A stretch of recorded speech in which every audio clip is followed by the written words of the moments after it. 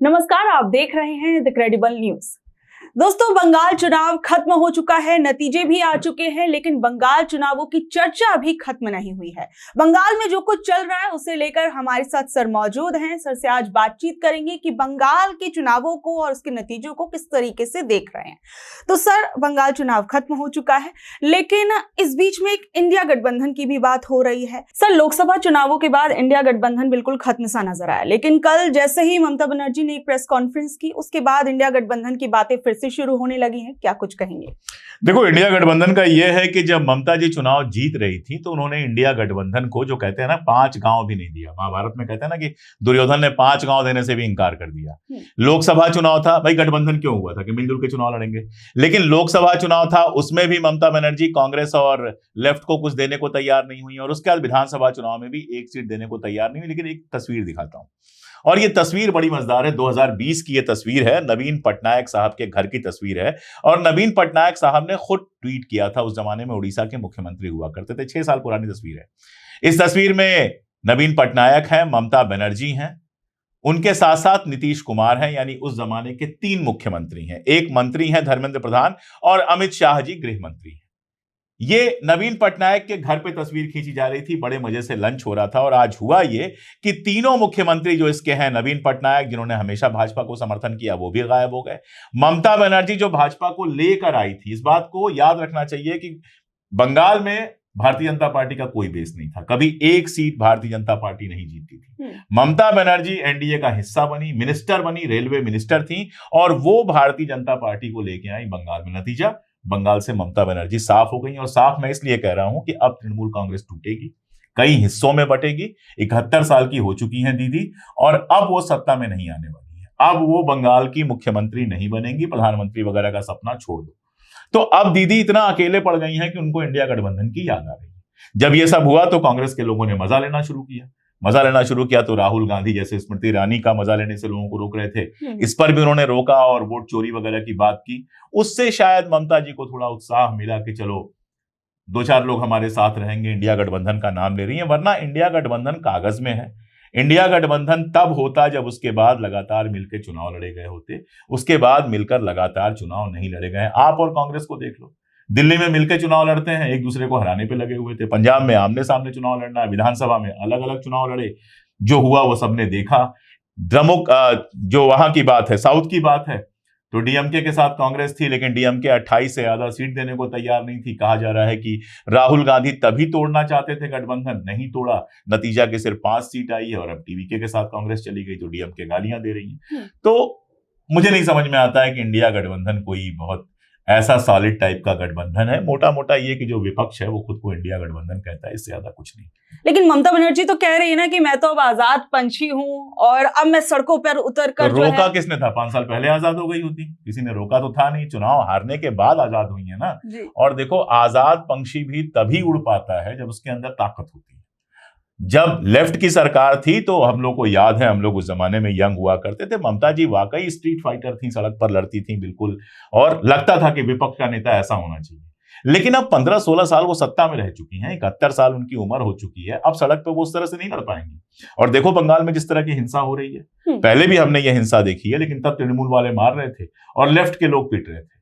लेकिन अब बीजेपी वाले मार रहे हैं, ममता के लोग पिट रहे हैं, लेकिन ममता बनर्जी अभी फिलहाल सड़क पर दिखाई नहीं दे रही है। प्रेस कॉन्फ्रेंस करना, जुलूस रैली निकालना, ये सब भले कर लें, लेकिन बहुत लंबा सड़क पर संघर्ष नहीं कर पाएंगे। अच्छा, इस पूरे मामले में जिस तरीके से ममता बनर्जी बहुत मुखर होकर बातें तो कर रही हैं, और सुप्रीम कोर्ट के इस मामले में संज्ञान लेगा? अखिलेश यादव का भी बयान सामने आया कि सुप्रीम कोर्ट को खुद इस मामले पर संज्ञान लेना चाहिए, और जो जितनी भी वोटिंग, जो सुप्रीम कोर्ट ये कह रहा है कि 27 लाख लोग अगली बार वोट दे देंगे, मतलब 5 साल तक एक ऐसी सरकार चलती रहे जिसमें 27 लाख ऐसे वोटर वोट नहीं दे पाए जो वोट देने लायक थे। ये सुप्रीम कोर्ट ने कहा है, ये मैं नहीं कह रहा हूं कि अगले साल वोट दे देंगे।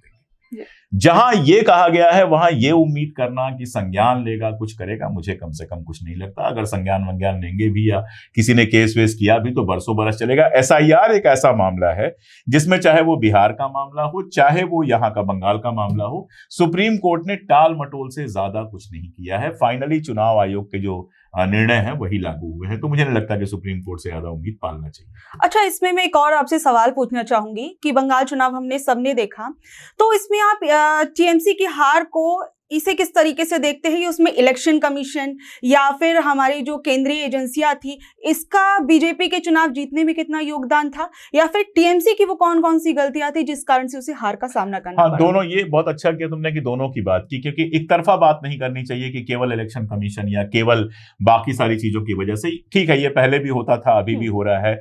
बीजेपी ने इसको पूरा एक मिशन बना लिया है जिस तरह से। सबसे बड़ी मेरी जो चिंता यह है कि चुनाव आयोग का अध्यक्ष चुनने का जो तरीका है, उससे मेरी चिंता है कि भाजपा के लोग मिलकर चुन लेते हैं, गृह मंत्री और प्रधानमंत्री बैठते हैं, उससे सुप्रीम कोर्ट के चीफ जस्टिस को आपने हटा दिया, वो सब एक अलग मामला है।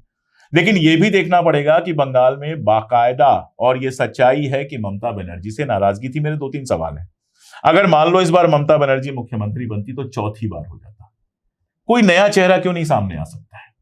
नए चेहरे के रूप में अभिषेक बनर्जी जो उनके भतीजे हैं उनको लाया जा रहा था। उनका किस्सा यह है कि लोकसभा चुनाव में उनको इतनी गर्मी लग रही थी कि जीप में उनका पुतला बना के बिठाया गया प्रचार करने के लिए। ये एक तरफ आप सड़क पर लड़ने की बात कर रही हैं, और दूसरी तरफ जो आपके उत्तराधिकारी हैं उनको इतनी गर्मी लग रही है कि उनका पुतला प्रचार कर रहा है। तो दिक्कतें टीएमसी की भी हैं। टीएमसी ने भी मामूली गुंडागर्दी नहीं की। देखो जो वीडियोस आ रहे हैं उसमें कांग्रेस के लोग जाकर अपना ऑफिस रिक्लेम कर रहे हैं। उनका कहना है कि दीदी ने हमारा ऑफिस कब्जा कर लिया था। तो सबके साथ हुआ। कांग्रेस के लोगों को 2011 में कांग्रेस ने समर्थन दिया था ममता बनर्जी को, सरकार बनवाई थी। उसके बाद कांग्रेस को साफ कर दिया गया। पिछली बार जो लोकसभा में कांग्रेस के नेता थे उनको हराने के लिए यूसुफ पठान को आप यहां से लेके जाते हैं और जिस तरह से करते हैं सारा कुछ, तो वो सबको साफ करना चाहती थी। दीदी की प्लानिंग ये थी कि बीजेपी हमारा विपक्ष बना रहे। बीजेपी विपक्ष बना रहेगा तो हमेशा ध्रुवीकरण पर चुनाव होगा, विकास के मुद्दे पर होगा नहीं। ध्रुवीकरण पे होगा तो सारे मुसलमान हमको वोट देंगे, यानी माइनॉरिटी का मेजॉरिटी वोट मिलेगा, और मेजॉरिटी का माइनॉरिटी वोट मिलेगा मतलब 30% 40% हिंदू तो हमको वोट देंगे ही, तो हमारी सरकार बनती रहेगी। वो मामला इस बार बीजेपी ने पलट दिया। तो जितना जो कुछ हो रहा है उसके लिए तृणमूल खुद भी जिम्मेदार है।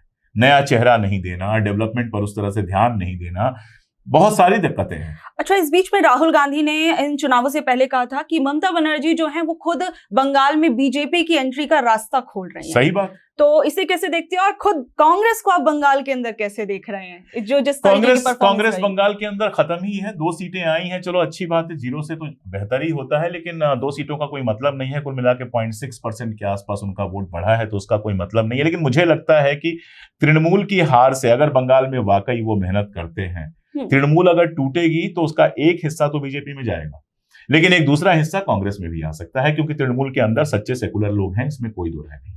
तो एक हिस्सा तो राघव चड्ढा बन सकता है, लेकिन एक हिस्सा जो है वो कांग्रेस में भी आ सकता है। तो अब कांग्रेस के ऊपर है कि लेफ्ट के साथ मिलकर या लेफ्ट से अलग वहां पर किस तरह से खुद को खड़ा करती है कांग्रेस। देखिए, राहुल गांधी की दिक्कत यह है कि बातें वो सारी अच्छी करते हैं, लेकिन ऑर्गेनाइजेशनल जो लीडर एक होता है, जो ऑर्गेनाइजेशन संगठन खड़ा करता है, वो अभी तक साबित नहीं हुआ। यूपी में इतने दिनों से बात हो रही है, आज भी संगठन का बुरा हाल है।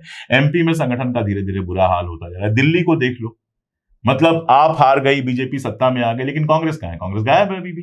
कांग्रेस कहीं ना जमीन पर दिखाई देती है ना बाकी जगहों पर। ऐसे ही चलता रहा तो अगले चुनाव में भी उनको 1 आध सीट मिल जाए तो बहुत बड़ी बात है।